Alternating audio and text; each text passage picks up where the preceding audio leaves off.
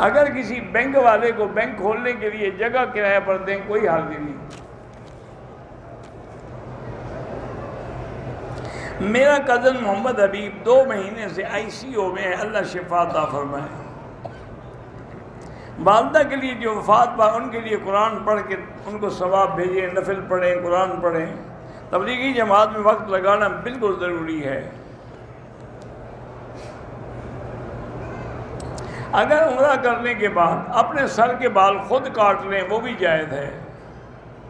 عمرے کے پورے ارکان وضو سے کرنے ہیں۔ سعی کے بعد حل کرنے کے وقت اگر وضو نہ ہو کوئی حرج نہیں، لیکن ہو تو اچھی بات ہے۔ بہرحال ہندوستان کے مسلمان مظلوم ہیں، اللہ ان کی مدد کرے۔ صفا مروہ دوڑنے کے بعد داڑھی کے کچھ بال ٹوٹ گئے، اس سے دم نہیں آتی۔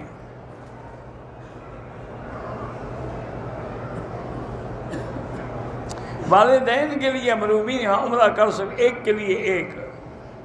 عمرے کے طواف بھی کا وہ بھی ایک کے لیے ایک۔ عمرے کے وقت جسم پر کوئی سلا ہوا کپڑا نہیں ہونا چاہیے، وہ ٹھیک ہے، لیکن چپل وغیرہ بیگ وغیرہ وہ رکھ سکتے ہیں۔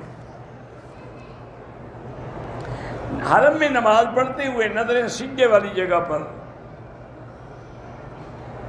اگر ہم نے طواف کر لیا، وقت مطلوب ہے، تو آپ اس کی 2 رکعت بعد میں پڑھ لیں، یا دوسرا طواف کر لیں، پھر دونوں کی اکٹھے پڑھ لیں۔ ایک بندہ میقات پہ گیا، واپسی پہ احرام نہیں باندھا، ایسے آ گیا، پتہ نہیں کون سے میقات پہ گیا۔ فاتحہ پڑھ کے خود کسی کو ثواب بخشے تو جائز ہے۔